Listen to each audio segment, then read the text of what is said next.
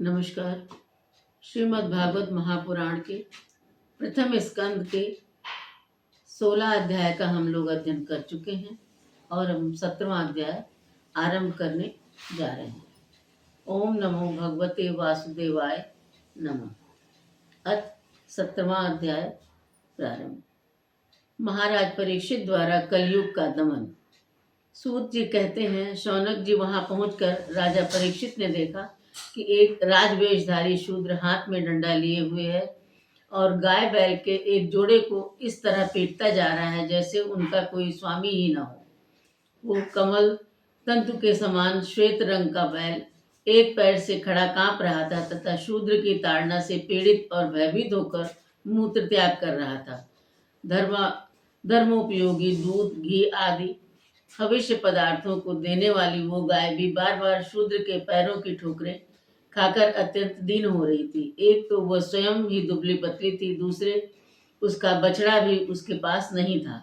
उसे भूख लगी हुई थी और उसके आंखों से आंसू बहते जा रहे थे।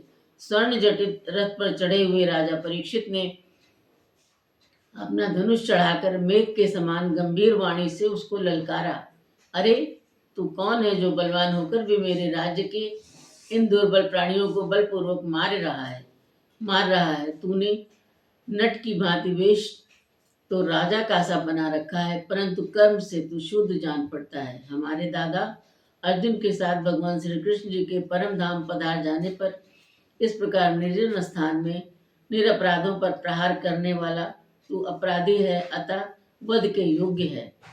उन्होंने धर्म से पूछा, कमलनाल के समान आपका श्वेत वर्ण है, 3 पैर न होने पर भी आप एक ही पैर से चलते फिरते हैं। ये देखकर मुझे बड़ा कष्ट हो रहा है। बतलाइए, आप क्या बैल के रूप में कोई देवता हैं? अभी ये भूमंडल कुरुवंशी नरपतियों के बाहुबल से सुरक्षित है। इनमें आपके सिवा और किसी भी प्राणी की आंखों से शोक के आंसू बहते मैंने नहीं देखे।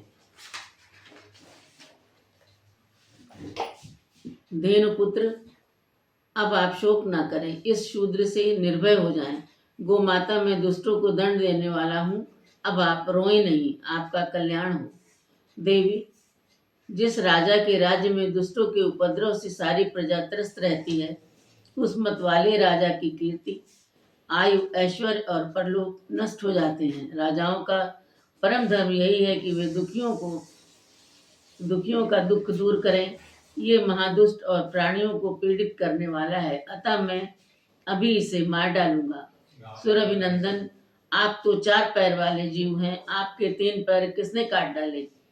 श्री कृष्ण जी के अनुयायी राजाओं के राज्य में कभी कोई भी आपकी तरह दुखी न हो। वृषभ, आपका कल्याण हो। बताइए, आप जैसे निरपराध साधुओं का अंग भंग करके किस दुष्ट ने पांडवों की कीर्ति में कलंक लगाया है?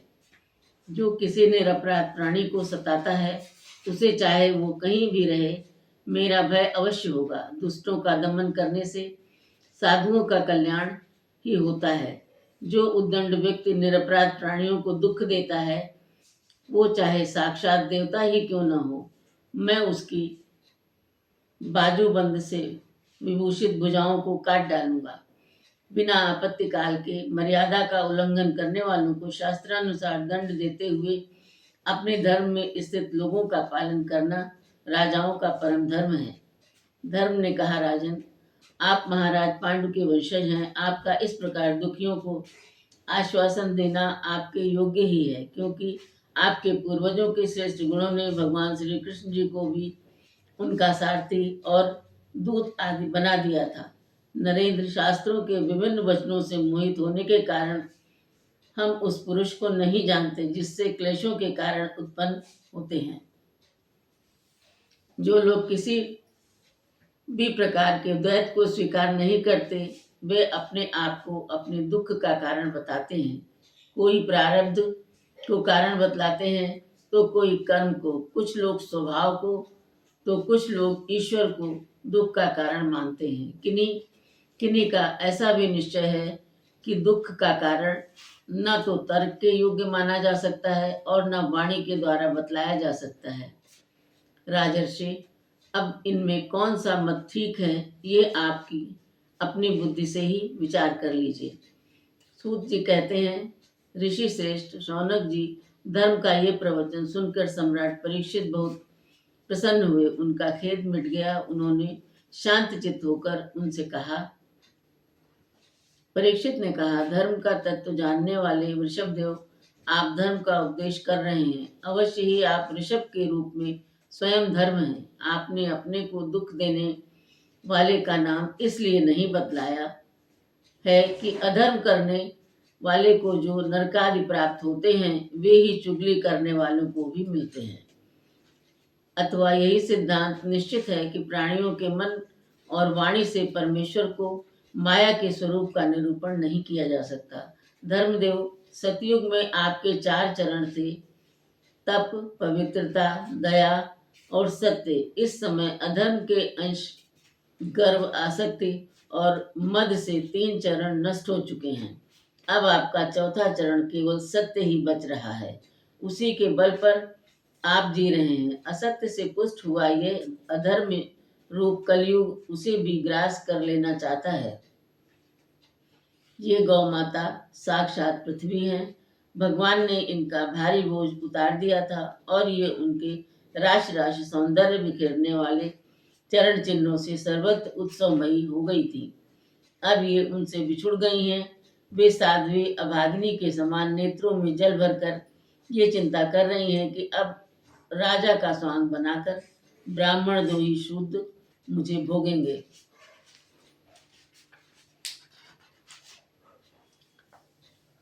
महारथी परीक्षित ने इस प्रकार अधर्म और पृथ्वी को सांत्वना दी। फिर उन्होंने अधर्म के कारण रूप कलयुग को मारने के लिए तीक्ष्ण तलवार उठाई।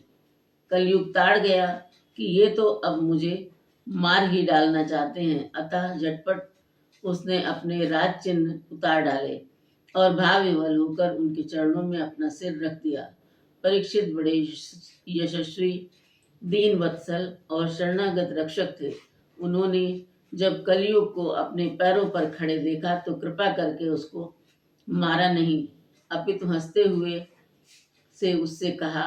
परीक्षित बोले, अब तू हाथ जोड़कर शरण आ गया। तब अर्जुन के यशस्वी वंश में उत्पन्न हुए किसी भी वीर से तुझे कोई भय नहीं है, परंतु तू अधर्म का सहायक है, इसलिए तुझे मेरे राज्य में बिल्कुल नहीं रहना चाहिए। तेरे राजाओं के शरीर में रहने से ही लोभ, झूठ, चोरी, दुष्टता, स्वधर्म त्याग, दरिद्रता, कपट, कलह, दंभ और दूसरे पापों की बढ़ती हो रही है। अतः अधर्म के साथ ही इस ब्रह्मावर्त में तू एक क्षण के लिए भी न ठहरना, क्योंकि यह धर्म और सत्य का निवास स्थान है। इस क्षेत्र में यज्ञ विधि के जानने वाले महात्मा यज्ञों के द्वारा यज्ञ पुरुष भगवान की आराधना करते रहते हैं। इस देश में भगवान श्रीहरि यज्ञों के रूप में निवास करते हैं। यज्ञों के द्वारा उनकी पूजा होती है और वे यज्ञ करने वालों का कल्याण करते हैं। वे सर्वात्मा भगवान वायु की भांति समस्त चराचर जीवों के भीतर और बाहर एक रस स्थित रहते हुए उनकी कामनाओं को पूर्ण करते रहते हैं। सूत जी कहते हैं, परीक्षित की यह आज्ञा सुनकर कलयुग सिहर उठा। यमराज के समान मारने के लिए उद्यत हाथ में तलवार लिए हुए परीक्षित से वह बोला। कलि ने कहा, सार्वभौम, आपकी आज्ञा से जहाँ कहीं भी मैं रहने का विचार करता हूँ वहीं देखता हूँ कि आप धनुष पर बाण चढ़ाए खड़े हैं। धार्मिक शिरोमणि, आप मुझे वो स्थान बतलाइए जहाँ मैं आपकी आज्ञा का पालन करता हुआ स्थिर होकर रह सकूं।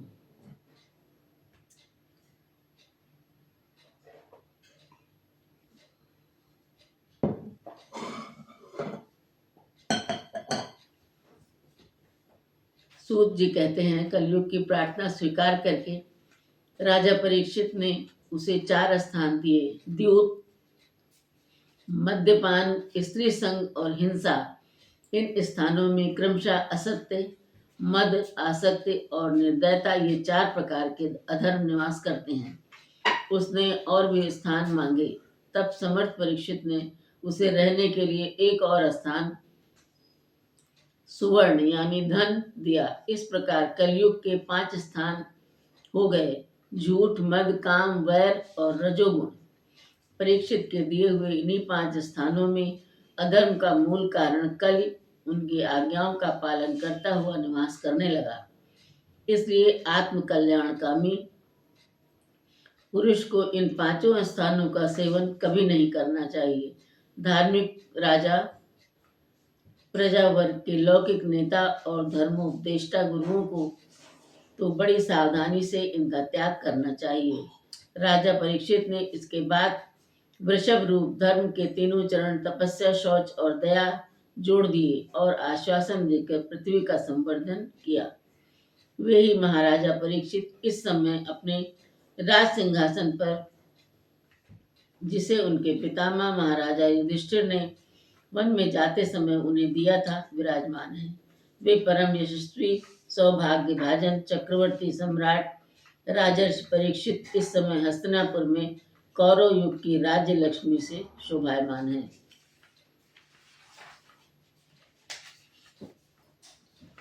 अभिमन्यु नंदन राजा परीक्षित वास्तव में ऐसे ही प्रभावशाली हैं जिनके शासन काल में आप लोग इस दीर्घकालीन यज्ञ के लिए दीक्षित हुए हैं। 17वां अध्याय समाप्त।